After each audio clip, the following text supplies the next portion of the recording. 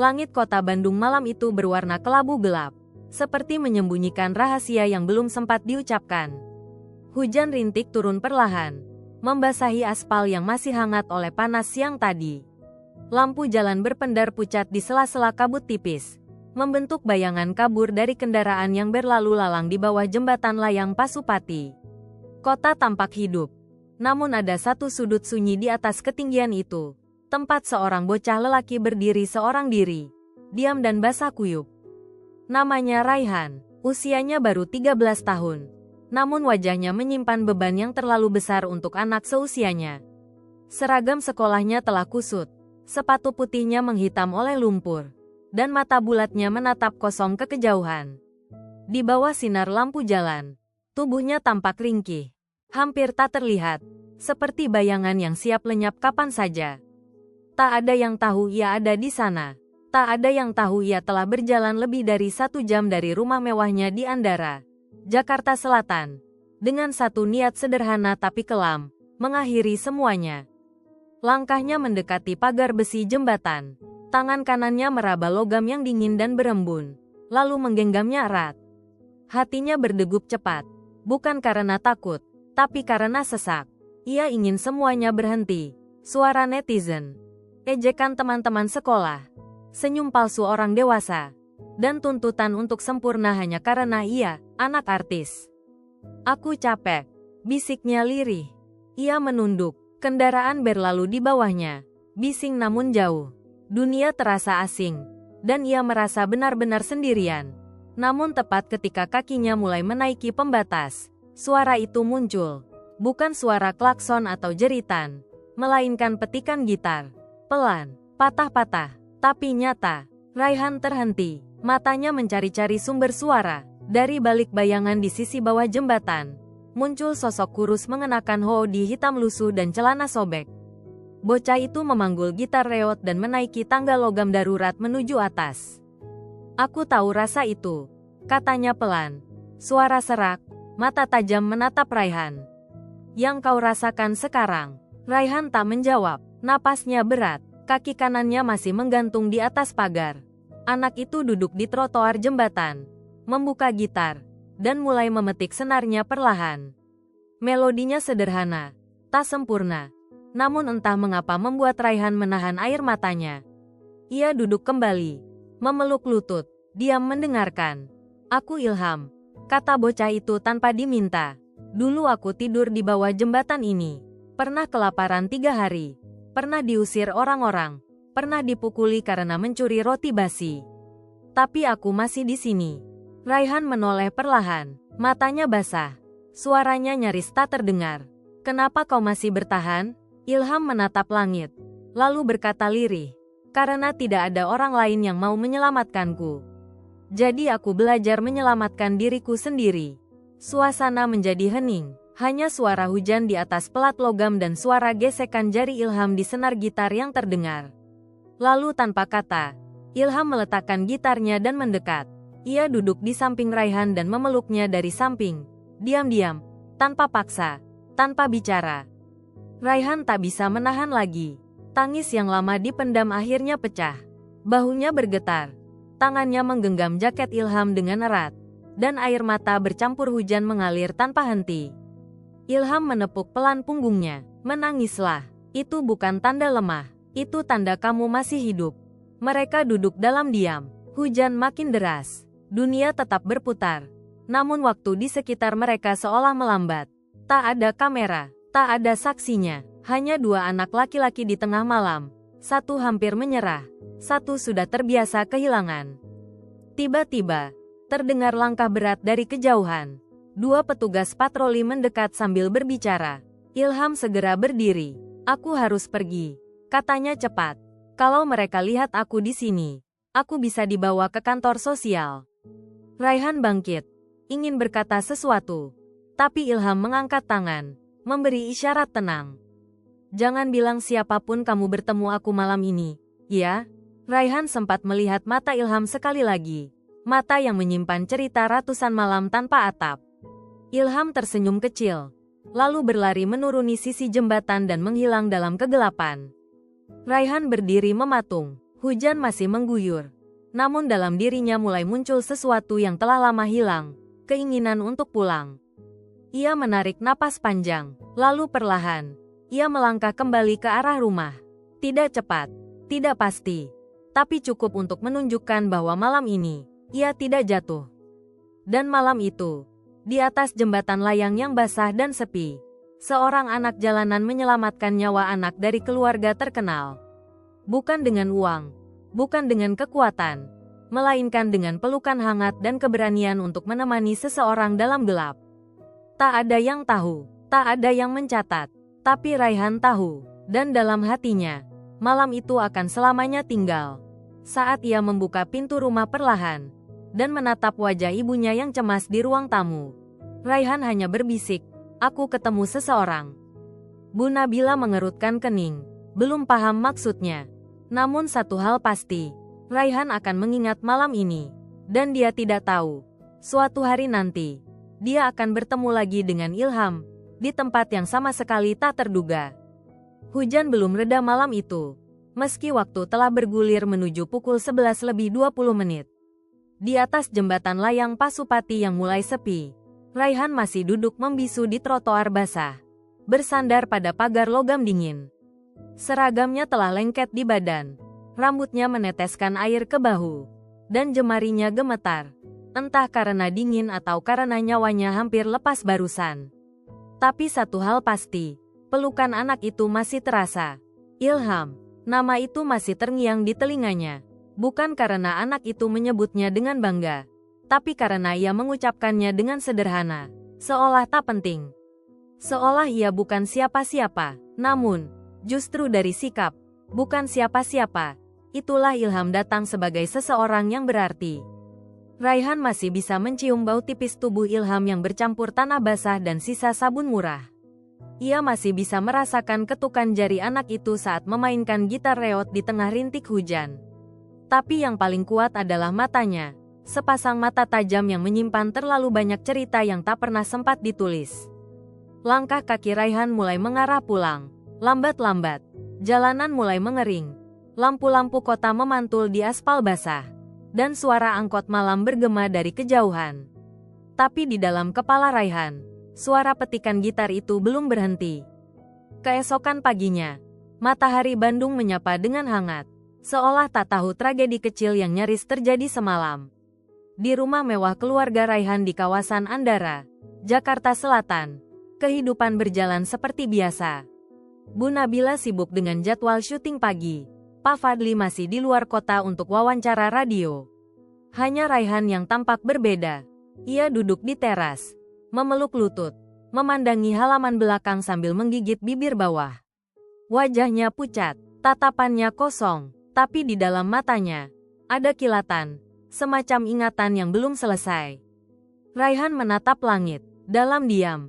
Ia berbisik, "Siapa kamu, Ilham?" 7 hari berlalu sejak malam itu. Ilham tak pernah muncul lagi. Raihan sudah beberapa kali naik motor dengan Mbak Retno untuk mencari-cari ke daerah sekitar jembatan. Mereka membawa bekal roti dan susu kotak, berharap bisa bertemu sosok kecil itu di kolong jalan, di pasar, atau di halte lama. Tapi nihil, hanya suara gitar sumbang di kepala Raihan yang masih hidup. Waktu terus berjalan hingga 1 tahun kemudian. Dalam sebuah program amal tahunan bertajuk Bersama Panti Berbagi Asa, Raihan dan orang tuanya diundang sebagai tamu kehormatan di Panti Asuhan Sinar Harapan, yang terletak di Kota Gede, Yogyakarta. Bu Nabila sempat ragu mengajak Raihan, tapi anak itu justru mengangguk pelan saat diminta. "Aku ikut," ucapnya singkat. Perjalanan dengan kereta api malam menuju Yogyakarta menjadi sunyi. Raihan hanya menatap jendela, tak banyak bicara.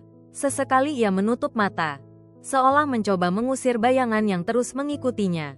Sepasang mata tajam, gitar reot, dan kalimat, "Kamu gak sendirian." Panti Sinar Harapan menyambut mereka dengan ramah. Anak-anak berjajar menyanyikan lagu Selamat Datang.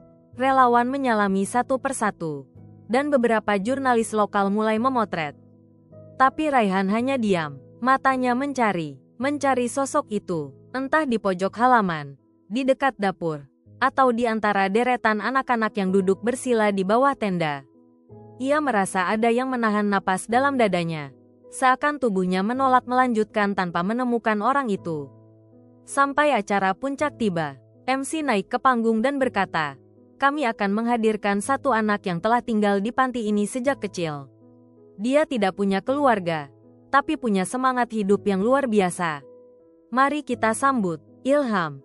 Nama itu menghantam dada Raihan seperti petir. Ia sontak berdiri, jantungnya melompat, napasnya tercekat, mata terbelalak ke arah panggung. Dari balik tirai sederhana, muncul anak lelaki kurus, mengenakan kemeja putih dan celana abu-abu. Wajahnya bersih, rambutnya disisir rapi, dan matanya masih sama. Masih tajam, masih menyimpan dunia. Raihan tak salah, itu dia, itu Ilham. Tapi yang membuatnya gemetar bukan karena bertemu kembali, melainkan karena Ilham berdiri di depan mikrofon dan berkata tanpa goyah, "Terima kasih telah datang. Saya bukan siapa-siapa. Saya tidak tahu bagaimana cara bicara yang baik seperti anak-anak lain. Tapi saya percaya, semua anak berhak punya masa depan." Kata-katanya sederhana, namun Raihan merasa seolah kalimat itu dilemparkan langsung ke wajahnya. Suaranya bergetar, lututnya lemas. Ilham menatap ke arah audiens. Pandangannya menyapu seluruh hadirin, lalu berhenti di Raihan. Mereka saling menatap, namun Ilham mengalihkan pandangannya dalam 1 detik. Dingin, datarnya membuat Raihan membeku. Setelah acara selesai, Raihan mengejar Ilham ke belakang panggung. Nafasnya terburu, tubuhnya gemetar. Kamu ingat aku, kan?" Ilham menoleh, ekspresinya tenang, matanya sedikit menyipit. "Maaf, Mas, aku banyak ketemu orang, mungkin salah orang," ucapnya sambil tersenyum sopan, lalu hendak pergi. Tapi, jembatan itu, malam itu, pelukan itu, gitar itu.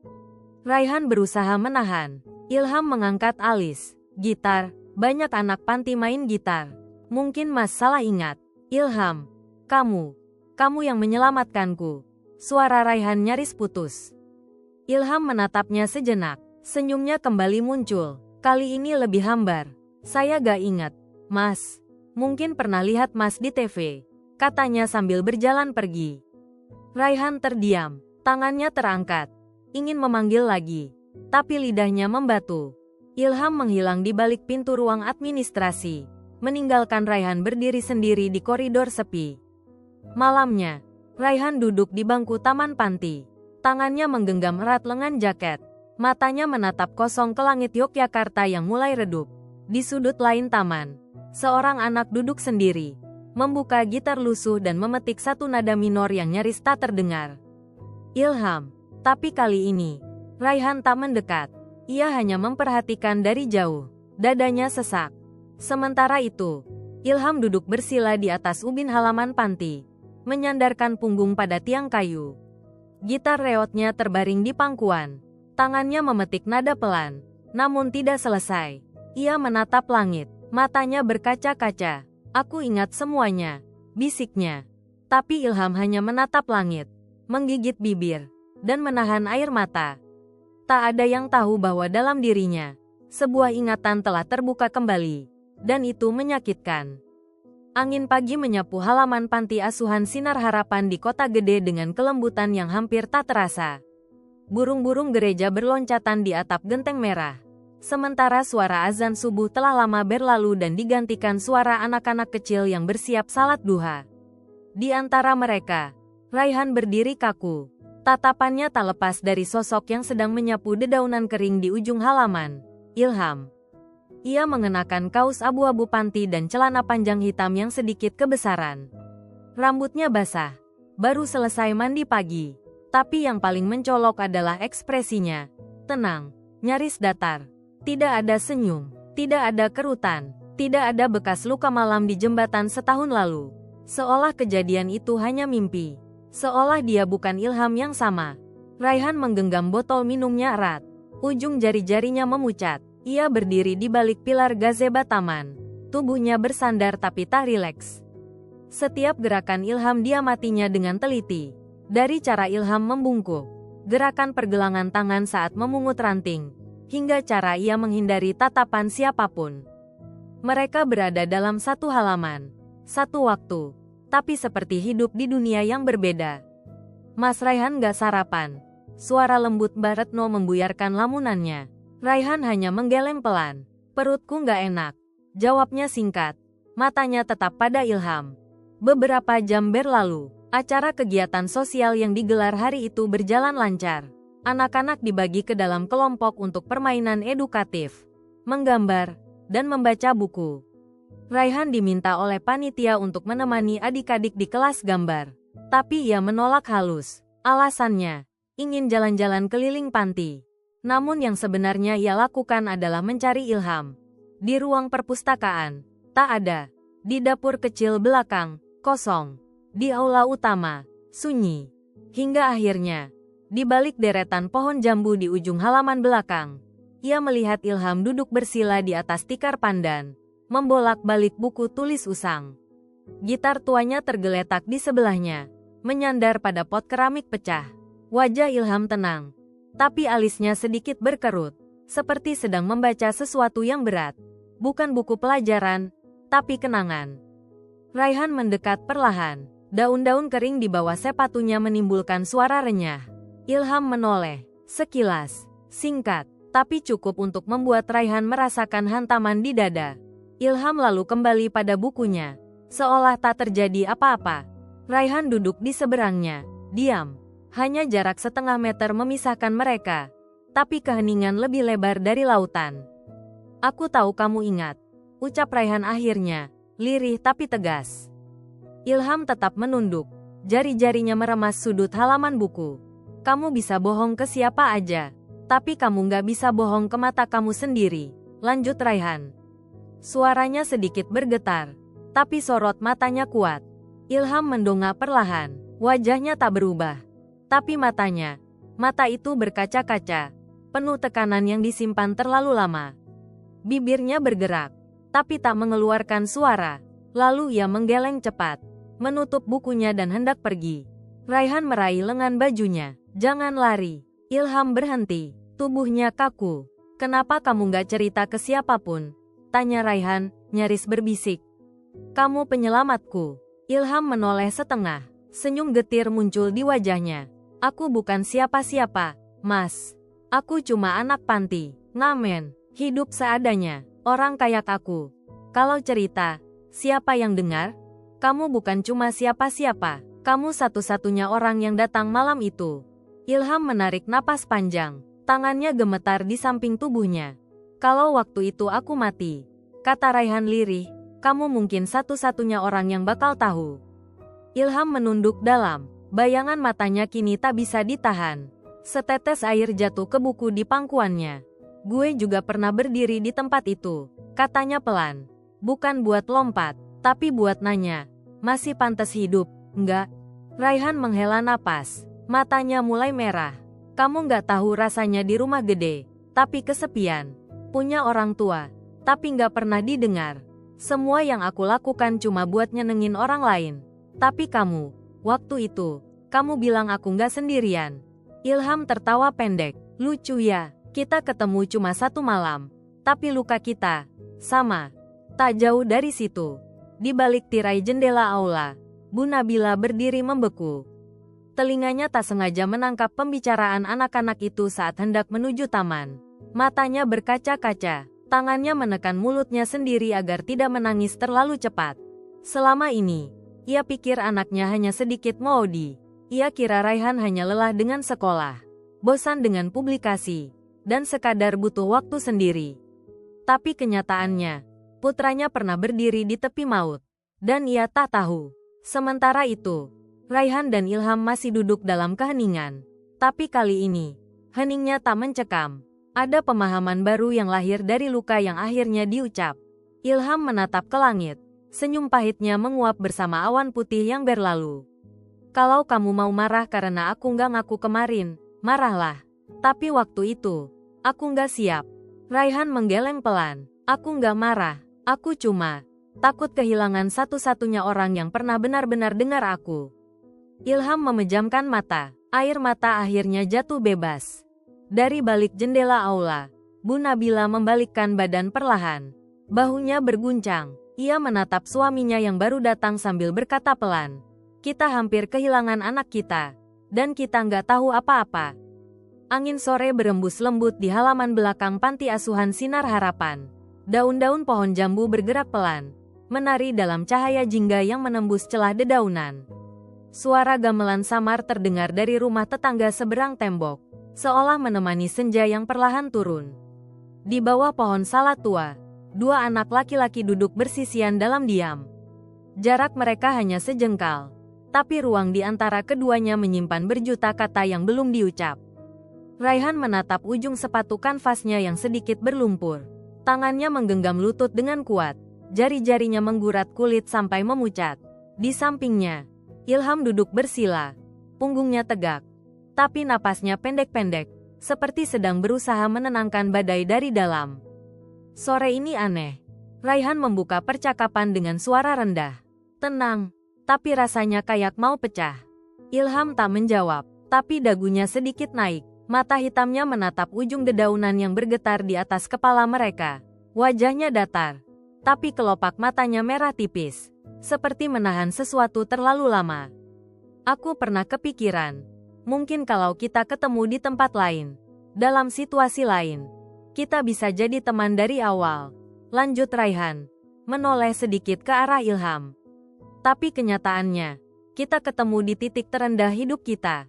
Ilham tersenyum tipis. Bibirnya bergerak ke atas, tapi sudut matanya justru jatuh. Kamu tahu kenapa aku nggak cerita ke siapapun? Katanya akhirnya, pelan namun tajam. Raihan menggeleng. Ilham menghela napas panjang.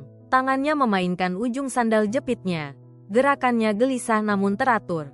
Karena waktu kecil, aku pernah cerita ke satu orang dewasa tentang rasa takutku. Kukira dia akan peluk aku, tapi dia cuma ketawa. Bilang aku drama, bilang aku pengen dikasihani. Suara Ilham pecah di ujung kalimat, tapi ia tetap melanjutkan. Sejak itu, aku simpan semuanya sendiri. Kalau aku mati pun, nggak ada yang bakal tanya kenapa. Raihan menelan ludah. Ia mendekat sedikit, namun tak menyentuh. Ia tahu, beberapa luka tak bisa disentuh tanpa izin. Aku, bukan cuma kaget waktu lihat kamu di sini, ujar Raihan. Aku takut itu semua cuma mimpi. Takut kalau aku nyapa, kamu akan hilang lagi. Ilham menoleh perlahan. Tatapan mereka bertemu. Kali ini Ilham tak menghindar, tak berpaling. Mata mereka saling menahan, saling bicara dalam bahasa luka yang hanya mereka berdua pahami. Kamu ingat nggak pelukan itu? Tanya Raihan lirih. Ilham menggigit bibir bawahnya. Rahangnya mengencang. Itu pelukan pertama yang aku kasih ke orang sejak ibuku pergi, jawabnya pelan. Angin bertiup sedikit lebih kencang. Beberapa daun jatuh di sekitar mereka. Suara gamelan mengalun lebih pelan, seakan memberi ruang pada percakapan dua jiwa yang selama ini saling menunggu. Waktu kamu bilang, aku nggak sendirian, kamu mungkin nggak sadar. Tapi itu jadi kalimat yang paling sering aku ulang di kepalaku tiap malam, kata Raihan. Ilham mengangguk pelan. Ada semacam kelegaan mengalir di raut wajahnya. Tegang di dahi mulai melonggar, tapi matanya mulai berkaca-kaca. Dan waktu kamu bilang kamu nggak ingat, itu nyakitin. Raihan melanjutkan dengan suara pecah. Ilham menunduk, tangannya mengepal di atas lututnya. Aku bukan nggak ingat, katanya akhirnya. Aku terlalu takut untuk ingat. Raihan tercengang.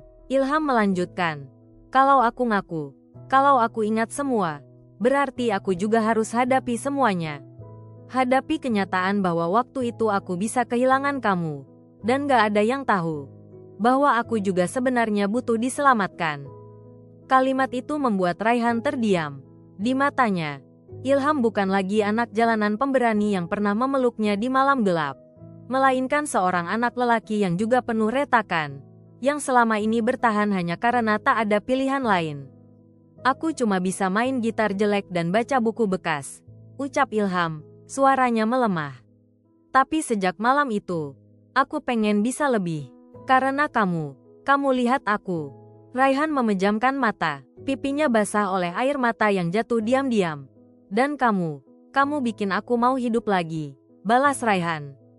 Di balik jendela kaca aula, Bu Nabila kembali berdiri. Kali ini tak sendiri, Pak Fadli berdiri di sampingnya. Keduanya menyaksikan diam-diam, tak ingin mengganggu. Mata Bu Nabila merah, tangannya meremas lengan suaminya dengan lembut. "Anak kita menyimpan semua ini sendirian selama ini," bisiknya.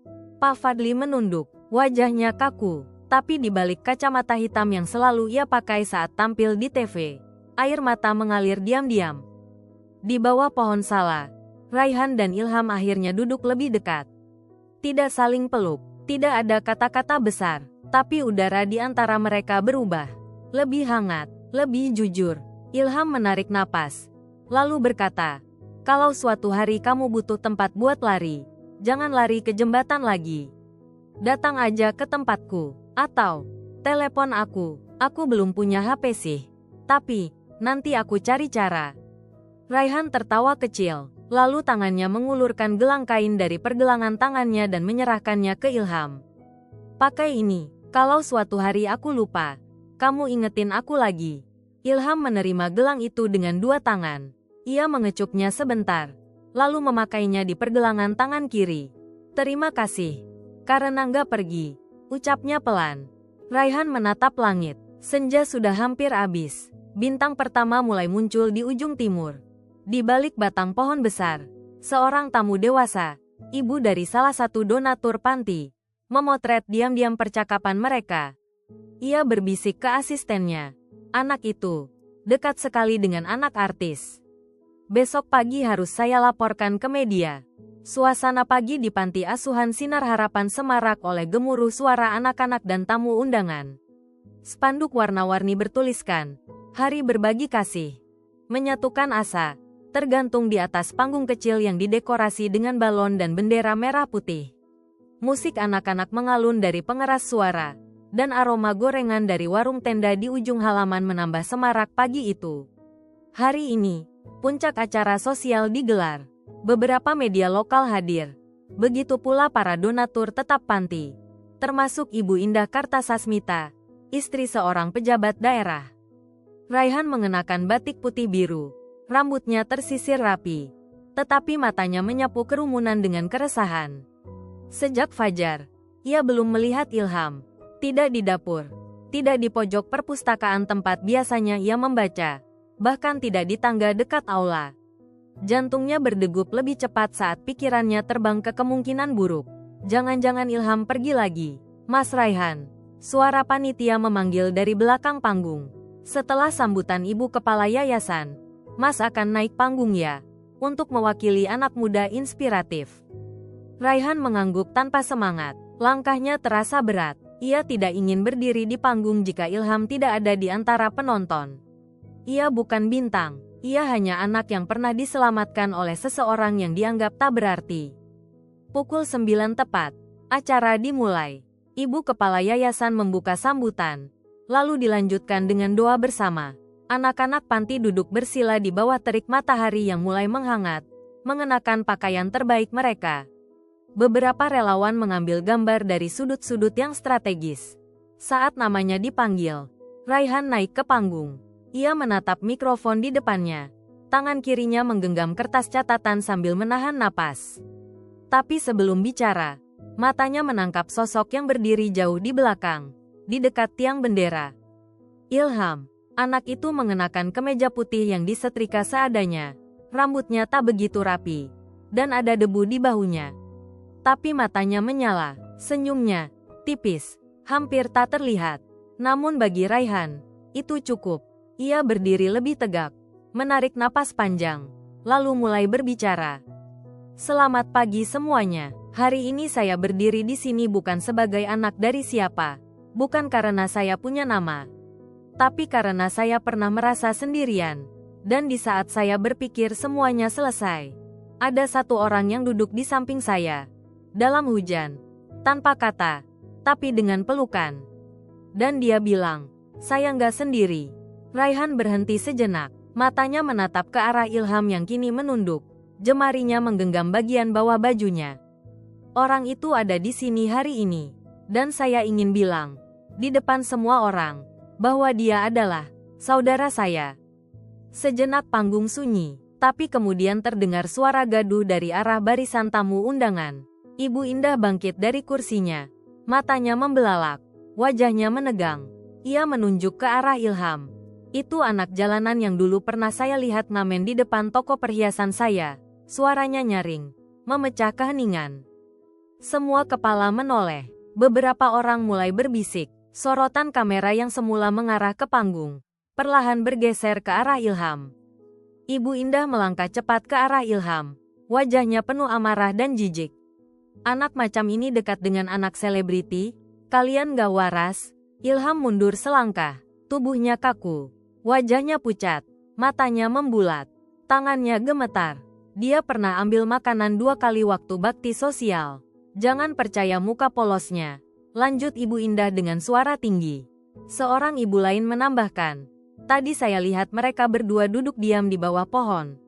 Deket banget, aneh. Bisik-bisik berubah jadi sorakan. Anak-anak panti mulai gelisah. Beberapa relawan mencoba menenangkan. Tapi suara-suara terus tumbuh seperti gelombang badai. Dan tiba-tiba, dalam satu gerakan cepat yang mencengangkan semua mata, Ibu Indah meludah. Ludahnya mendarat di tanah tepat di depan sepatu Ilham. Raihan membeku. Ilham memejamkan mata. Bahunya turun perlahan, tapi ia tak berkata apa-apa. Ia hanya memutar badan dan melangkah pergi. 1 langkah, 2 langkah. Raihan melompat dari panggung. Langkahnya cepat. Emosinya tak terkendali. Ia berdiri menghadang Ibu Indah. Tubuhnya menegakkan dada. Wajahnya merah padam. Jangan pernah lakuin itu lagi ke siapapun. Teriaknya, suara serak. Mas Raihan, tolong. Panitia mencoba mendekat, tapi Raihan menepis mereka. Kalian semua salah, katanya lantang. Ilham bukan maling, bukan penipu. Dia penyelamat hidupku. Kalau bukan karena dia, aku mungkin udah nggak ada di sini. Semua terdiam. Kamera memotret. Wartawan menulis cepat, tapi Ilham sudah menghilang. Raihan menoleh. Sosok itu tak lagi terlihat di kerumunan. Tak ada jejak, tak ada bayangan. Hanya selembar kertas kecil yang tertinggal di bangku tempat Ilham duduk tadi. Raihan memungutnya. Tangannya gemetar saat membacanya. Aku tahu aku nggak cocok di sini. Tapi terima kasih sudah bikin aku ngerasa kayak manusia. Walau cuma sebentar. Raihan menutup matanya. Air mata mengalir. Panas, menyakitkan. Malamnya, Bu Nabila memeluk anaknya tanpa kata. Hanya pelukan panjang di sofa ruang tengah. Dengan lampu temaram dan kopi tubruk yang dibiarkan dingin di atas meja. Pak Fadli duduk di sisi lain. Menatap layar ponsel yang memuat puluhan komentar netizen. Anak jalanan peluk anak seleb? Skandal atau inspirasi? Ilham, dari kolong jembatan ke panggung media? Dan di layar lain, tersebar foto Ilham dengan pakaian lusuh. Sedang berjalan sendirian ke arah terminal. Wajahnya tertunduk. Membawa gitar reot dan tas selempang kecil. Raihan menatap layar itu, lalu berbalik, mengambil jaket, dan berkata, aku mau cari dia.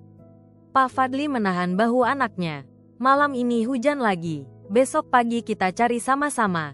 Raihan tak menjawab, tapi hatinya tak tenang. Ilham telah pergi, lagi. Dan entah kali ini, apakah ia akan kembali. Hujan turun deras malam itu. Menghantam genteng rumah Pak Fadli dan Bu Nabila di kawasan Andara, Jakarta Selatan. Petir menyambar beberapa kali, membelah langit gelap dengan cahaya putih yang menyilaukan, lalu menghilang secepat ia muncul, menyisakan bunyi gemuruh yang menekan dada. Raihan duduk di tepi jendela kamarnya, mengenakan hoodie kelabu dan celana tidur. Matanya tak berkedip menatap gerimis yang menari di kaca. Di tangannya, ia menggenggam selembar kertas lusuh. Catatan terakhir dari Ilham yang tertinggal di bangku panti. Sejak pulang dari Yogyakarta 3 hari lalu, Raihan hampir tak bicara. Makan seadanya, tidur sebentar-sebentar, dan setiap malam, ia menyalakan radio kecilnya di volume rendah. Memutar lagu-lagu petikan gitar akustik. Berharap satu nada saja mampu membawanya kembali ke pelukan yang ia butuhkan. Pelukan seorang teman yang hilang. Bu Nabila berdiri di ambang pintu, membawa semangkuk sup hangat dan sepotong tempe goreng kegemaran Raihan. Tapi ia tahu malam ini anaknya tak akan menyentuh makanan. Seperti malam-malam sebelumnya, piring akan kembali utuh. Hanya uapnya yang hilang. Ayahnya besok pulang, katanya perlahan. Raihan mengangguk tanpa menoleh. Suaranya tenggelam dalam rintik hujan yang menggila. Tiba-tiba, bel rumah berbunyi. Sekali, 2 kali, lalu 3 kali berturut-turut. Suara itu bukan seperti tamu biasa. Terburu-buru, gugup, bahkan sedikit memohon. Raihan langsung bangkit. Tubuhnya tegak seperti ditarik tali tak terlihat. Ia berlari menuruni tangga. Hampir terpeleset di anak tangga terakhir. Bu Nabila menyusul dari belakang. Raut wajahnya cemas. Tangan kanannya masih memegang sendok. Di balik pintu gerbang, sosok kurus berdiri gemetar. Jaket lusuhnya menempel di tubuh karena basah kuyup. Sepatunya penuh lumpur. Gitar reotnya dilindungi dalam kantong kresek bekas. Dan wajahnya menunduk dalam. Rambut hitamnya menutupi dahi. Raihan membuka pintu pelan, lalu berhenti di ambang. Hujan deras mengguyur antara mereka. Tapi waktu seperti berhenti sejenak.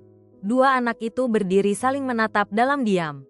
Nafas Raihan tercekat, matanya membelalak.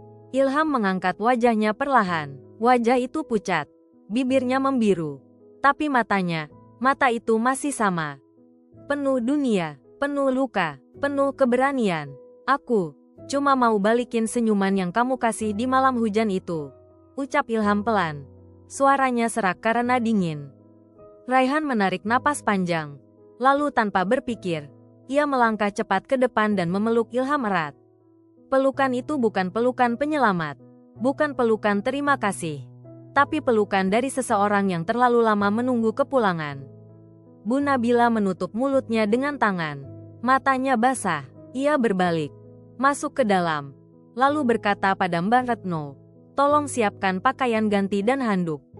Sekarang, Ilham duduk di kursi kayu ruang tamu. Tubuhnya masih menggigil meski sudah dibungkus handuk besar dan mengenakan baju pinjaman Raihan. Gitar tuanya bersandar di dinding. Di depannya, semangkuk sup panas mengepul, dan secangkir teh manis menemani. Ia menatap mangkuk itu dengan ragu. Tangan kanannya sudah terangkat tapi belum bergerak. "Maaf kalau aku datang tiba-tiba," katanya tanpa menatap siapapun. Bu Nabila duduk di hadapannya, meletakkan sendok perlahan. Suaranya lembut, namun tegas. "Kami justru minta maaf, karena kami nggak lebih dulu jemput kamu." Ilham menoleh cepat. Matanya berkedip, seolah tak percaya kalimat itu datang dari mulut seorang ibu. Raihan duduk di sampingnya, mengangguk. Pipinya merah karena abis menangis. "Waktu kamu hilang, rasanya seperti bagian dari aku ikut pergi," ujar Raihan, suaranya rendah. Ilham menghela napas, lalu mulai menyendok sup ke mulutnya. 1 sendok, 2 sendok, perlahan. Wajahnya melunak, bahunya mulai turun. Tangan kirinya menggenggam lututnya dengan erat, seolah memegang kenyataan bahwa dia masih hidup. Malam itu, setelah makan, Ilham masuk ke kamar tamu yang disiapkan khusus untuknya. Ruang kecil itu hangat. Dindingnya penuh rak buku. Ada kasur bersih. Dan lampu baca di samping tempat tidur. Ia menyentuh spray. Lalu mencium baunya pelan.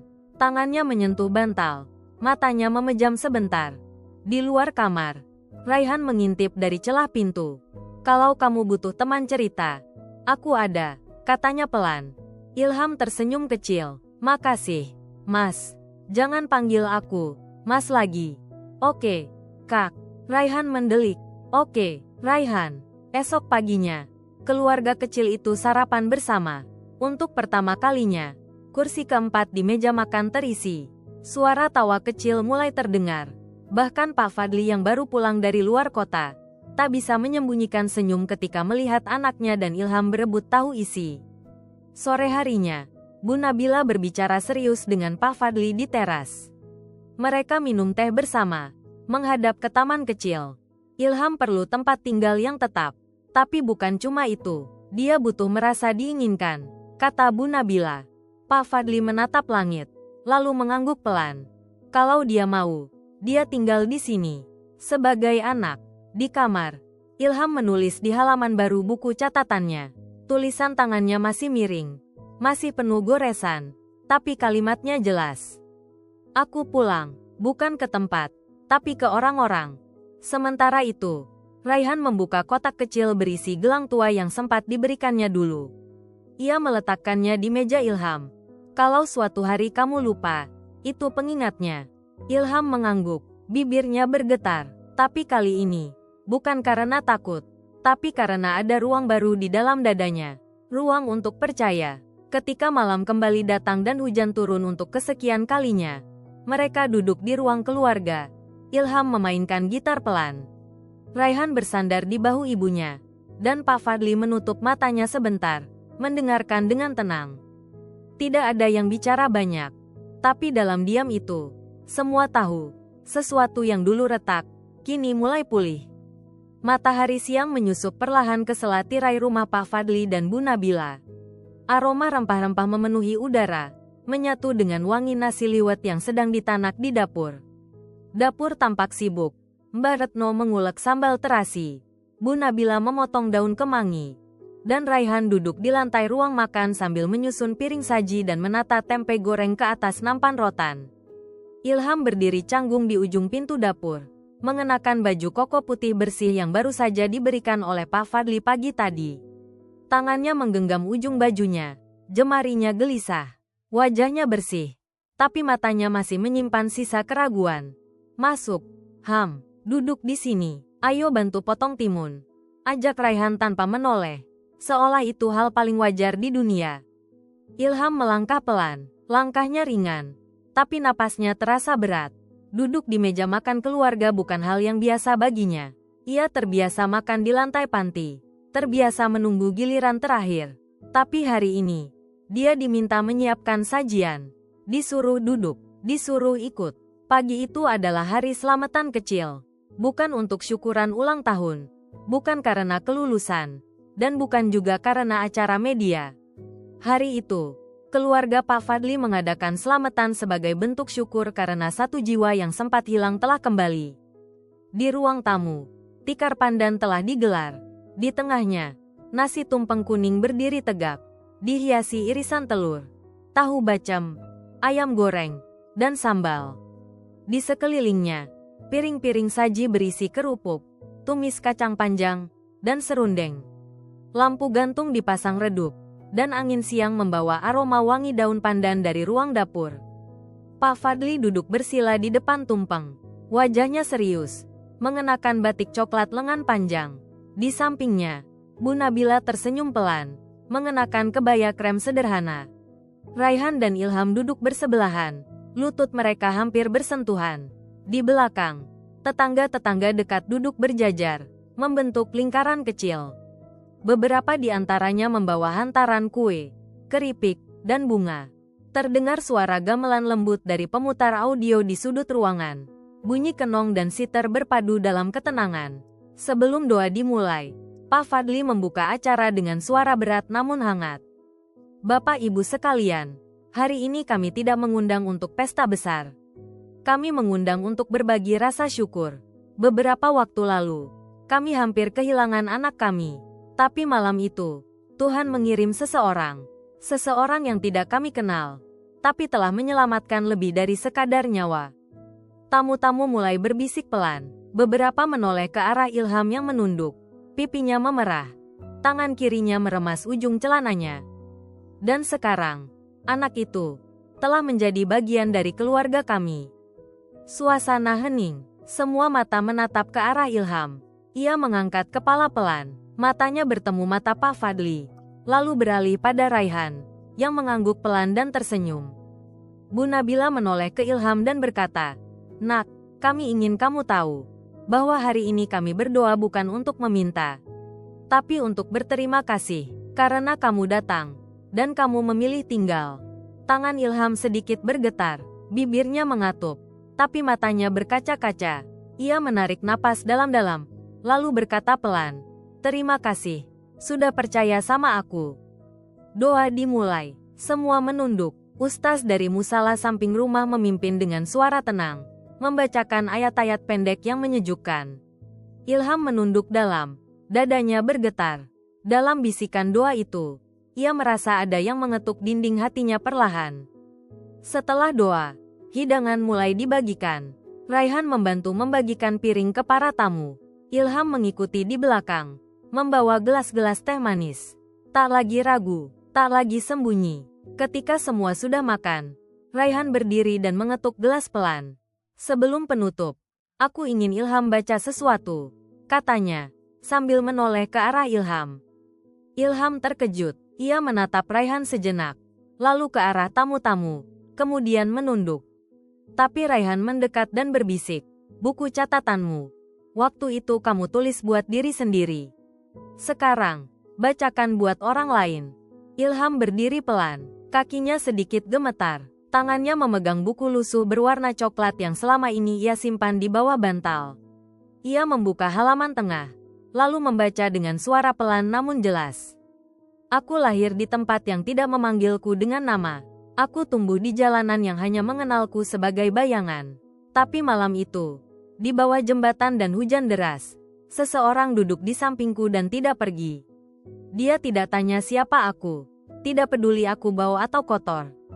Dia hanya bilang, kamu nggak sendirian. Suasana ruangan hening, suara Ilham terdengar lirih namun menembus. Dan hari ini, untuk pertama kalinya, aku nggak perlu meyakinkan siapa-siapa bahwa aku layak hidup. Karena seseorang, keluarga ini, udah bilang, kamu cukup. Ia menutup buku itu perlahan. Matanya berkaca-kaca, tapi ia tersenyum. Senyum yang bukan dibuat-buat, bukan karena tuntutan, tapi karena dada yang lama sesak akhirnya bisa bernapas. Bu Nabila berdiri, menghampiri Ilham, lalu memeluknya. Pelukannya lembut namun erat. Ilham sempat terdiam, lalu membalas pelukan itu dengan perlahan. Beberapa tamu meneteskan air mata. Bahkan tetangga sebelah yang dikenal keras pun terlihat mengusap ujung matanya dengan kerudung. Sore itu, hujan turun rintik di luar rumah. Udara menjadi sejuk. Anak-anak bermain di teras depan. Sementara di dalam rumah, 4 kursi makan kini terisi penuh. Ilham duduk berdampingan dengan Raihan. Mereka saling melempar lelucon ringan tentang siapa yang lebih banyak makan ayam goreng. Malam tiba dengan tenang. Di kamar kecilnya, Ilham kembali membuka buku catatannya. Ia menulis satu kalimat baru di halaman terakhir. Kadang, jalan pulang bukan tempat, tapi orang-orang yang menyambutmu tanpa syarat. Suara langkah sepatu panitia bergema di belakang panggung studio TV nasional di kawasan Senayan. Malam itu, studio tampak berbeda dari biasanya. Lampu sorot tidak menyala menyilaukan seperti biasa. Musik pengiring dipilih lembut. Latar panggung menampilkan cahaya temaram yang menggambarkan langit kota dengan jembatan samar dan hujan gerimis yang dianimasikan dengan detail. Di balik layar, Raihan berdiri mengenakan kemeja putih bersih dan celana kain gelap. Di sampingnya, Ilham memegang erat gitar tuanya. Tangannya bergetar halus, bukan karena dingin, tapi karena gugup yang tak bisa disembunyikan. Matanya menatap lantai, lalu menoleh ke Raihan. Kalau aku salah main, kamu jangan ketawain ya, bisiknya. Raihan menepuk bahu Ilham pelan. Aku nggak akan ketawa, aku akan duduk paling depan. Dan kalau kamu gugup, ingat malam itu. Kita duduk bareng, tanpa panggung, tanpa penonton. Cuma kita dan hujan. Ilham menatap Raihan, lalu mengangguk. Senyum kecil muncul di wajahnya, tapi rahangnya masih tegang. Bu Nabila dan Pak Fadli duduk di bangku tamu istimewa. Di sisi lain, beberapa anak panti, guru, dan tokoh masyarakat duduk rapi. Di tengah-tengah mereka, kamera mulai merekam. Pembawa acara melangkah maju ke tengah panggung. Suaranya tenang dan penuh haru. Saudara-saudara, malam ini, kita tidak hanya menyaksikan pertunjukan. Kita menyaksikan kisah tentang satu anak yang hampir menyerah, dan satu anak lain yang memilih untuk duduk di sampingnya di malam paling gelap. Tirai terbuka perlahan. Cahaya panggung menyorot satu titik. Ilham melangkah maju, perlahan, seperti menapaki tanah yang belum pernah ia sentuh. Gitar digenggam di dada. Langkahnya tenang tapi matanya menyapu seluruh ruangan. Ia berhenti di tengah panggung, menarik napas, lalu duduk di bangku kecil yang disiapkan. Tangannya memetik senar pertama. Suaranya gemetar, namun nada pertama jatuh seperti tetesan air. Lalu satu nada lagi. Dan satu lagi, lagu tanpa lirik itu mengalun. Tidak sempurna, tidak megah, tapi mengandung cerita yang tak tertulis. Suara gitar berhenti. Ilham menunduk sejenak, lalu mendekat ke mikrofon. "Nama saya Ilham," ucapnya. "Saya bukan siapa-siapa. Dulu, saya hanya anak yang hidup dari satu lampu jalan ke lampu jalan lain. Tapi satu malam, saya lihat seseorang berdiri di tepi jembatan. Sendirian, diam, hampir menyerah. Kalau saya pergi waktu itu, mungkin sekarang dia nggak ada di sini." Tangannya menggenggam lututnya erat. Ia mengangkat kepala. Matanya berkaca-kaca. "Waktu itu, saya juga sedang putus asa. Tapi entah kenapa, saya duduk di sebelahnya. Dan malam itu, kami saling menyelamatkan." Tiba-tiba dari bangku penonton, Raihan berdiri. Wajahnya tegas, matanya merah. Ia melangkah ke atas panggung. Tanpa skrip, tanpa aba-aba. Penonton terdiam. Semua mata mengikuti langkahnya. Raihan berdiri di samping Ilham, lalu memeluknya erat. Tangannya melingkari bahu Ilham. Wajahnya menempel di rambut basah keringat.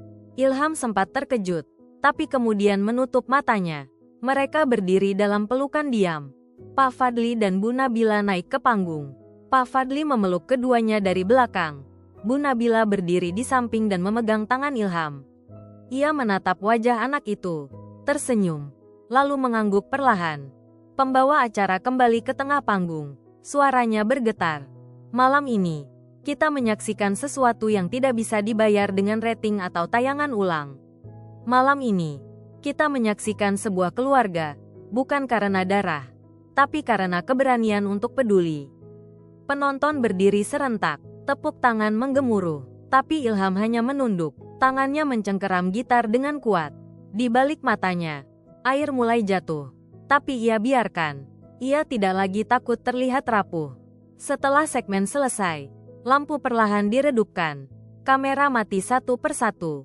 Ruang studio sunyi. Para kru mengemasi peralatan. Di belakang panggung, Ilham duduk di sudut ruang tunggu, masih mengenakan kemeja putihnya. Gitar bersandar di dinding. Raihan datang mendekat dan duduk di sampingnya. Tak berkata apa-apa. "Aku belum percaya tadi aku ada di sana," bisik Ilham. Raihan tersenyum. "Aku juga belum percaya aku bisa seberani itu." Bu Nabila masuk. Ia melihat Ilham dari pintu, lalu pelan-pelan mendekat. Duduk di depan mereka. Ia memegang kedua tangan Ilham. "Nak, kami ingin kamu tahu. Kamu boleh tinggal di rumah kami. Tapi bukan sebagai tamu. Bukan karena kasihan. Bukan karena kamu pernah nolong anak kami. Tapi karena kamu layak dicintai." Ilham menunduk. Bahunya bergetar. Tangis meledak dalam diam. Ia berusaha bicara, tapi suaranya patah. Bu Nabila menarik tubuhnya dalam pelukan hangat. Ilham tenggelam di sana. Matanya tertutup. Napasnya tak teratur. Pak Fadli masuk tak lama kemudian. Ia menepuk punggung Ilham pelan, lalu berkata, "Kalau ini mimpi, kita mimpi bareng-bareng, ya." Beberapa minggu kemudian, sebuah pernyataan sederhana diumumkan secara privat. Ilham tidak diadopsi secara hukum, tapi ia diterima secara hati. Ia menjadi bagian dari keluarga. Di meja makan, kini selalu ada 4 kursi. Di garasi, ada 2 sepeda. Di rak sepatu, sepasang sandal jepit milik Ilham berdiri sejajar dengan sneakers Raihan. Ilham mulai sekolah formal, mengikuti les menulis, dan kadang diminta menjadi pembicara di forum anak muda. Bukan karena dia selebriti, tapi karena ia pernah duduk di bawah jembatan dan memilih bicara ketika dunia diam. Raihan pun berubah. Ia lebih terbuka. Ia belajar mendengarkan. Kini, ia tak lagi sekadar menjadi anak seleb. Ia adalah anak yang pernah berada di tepi maut dan kembali karena pelukan seorang asing. Suatu malam, di ruang keluarga, Ilham membuka buku catatannya. Tangannya menulis pelan, lalu berhenti. Ia membaca ulang kalimat terakhirnya. "Aku bukan siapa-siapa, tapi aku pernah duduk di samping seseorang di malam tergelap dalam hidupnya. Dan karena itu, aku juga hidup." Ia menutup buku, tersenyum. Untuk pertama kalinya, ia menatap masa depan tanpa takut. Matahari sore menyelinap lembut di sela daun jambu di halaman kecil rumah Pak Fadli. Udara masih hangat setelah hujan semalam, meninggalkan aroma tanah basah dan suara air yang menetes dari talang ke pot bunga di bawahnya. Burung pipit melompat di pagar, mencicit pelan seperti sedang menyapa hari baru. Di teras rumah, dua anak laki-laki duduk bersila di atas tikar pandan yang sudah mulai usang di tepinya. Gitar reot bersandar di kaki tiang. Buku catatan coklat terbuka di pangkuan. Ilham tersenyum kecil, menatap halaman yang kosong. Tinta biru yang memudar tak lagi mencolok seperti dulu. Tapi tiap kata di sana mengandung kehidupan yang pernah nyaris padam. Di sampingnya, Raihan bersandar pada dinding, menatap langit yang perlahan berubah jingga. Mereka tidak bicara, tapi diam mereka bukan kehampaan, melainkan ruang. Ruang untuk bernapas, untuk menyembuhkan, dan untuk merasa pulang. Sudah lebih dari setahun sejak malam itu. Malam di mana pelukan menjadi jembatan antara dua jiwa yang sama-sama tenggelam. Banyak hal telah berubah. Ilham kini bersekolah. Bukan lagi anak yang tidur di kolong jembatan. Ia punya lemari kecil berisi baju yang dilipat rapi. Punya sepatu sekolah. Dan punya rutinitas yang dulu hanya ada dalam mimpi. Bangun pagi. Sarapan bersama keluarga. Pergi ke sekolah dengan sepeda, dan pulang untuk makan sore bersama. Namun bukan itu yang membuat hidupnya utuh. Yang membuat Ilham akhirnya merasa cukup bukan benda-benda baru yang ia miliki, tapi ruang yang diciptakan untuknya. Tanpa syarat, tanpa kontrak, tanpa pamrih. Ia tak pernah diminta berubah. Tak pernah disuruh menjadi seperti Raihan. Ia hanya diminta untuk tetap hidup, tetap jujur, dan tetap menjadi dirinya. Pak Fadli tak lagi melihatnya sebagai anak yang diselamatkan, tapi sebagai bagian dari rumah. Bu Nabila tak lagi memperkenalkannya sebagai anak asuh, tapi cukup dengan satu kata, Ilham. Dan Raihan, yang dulu nyaris menghilang di antara suara tepuk tangan dan ekspektasi dunia, kini menemukan ruangnya kembali, di dalam suara gamelan sore, dalam secangkir teh hangat, dan dalam langkah-langkah sederhana bersama orang yang mengerti diamnya. Hari-hari mereka tak selalu sempurna. Ada cekcok kecil, ada perbedaan pendapat, ada malam-malam sepi di mana Ilham masih bangun dengan mimpi buruk dari masa lalu. Tapi setiap kali itu terjadi, ada tangan yang menepuk punggungnya, ada suara yang berkata, "Kami di sini." Ilham mulai menulis lagi, bukan untuk melarikan diri, tapi untuk mengingat. Ia menulis tentang jalanan malam, tentang bau gorengan dari warung kaki lima, tentang seorang anak laki-laki yang menyanyi dengan gitar 3 senar, dan tentang malam hujan di mana dua orang asing saling menyelamatkan tanpa tahu bahwa mereka sebenarnya saling membutuhkan sejak awal. Kadang, di akhir pekan, mereka berdua diundang ke sekolah atau acara komunitas. Bukan sebagai anak artis atau anak jalanan yang viral, tapi sebagai dua anak muda yang berbicara tentang keberanian untuk bertahan. Mereka tidak selalu tahu harus bicara apa, tapi mereka selalu tahu harus duduk bersama.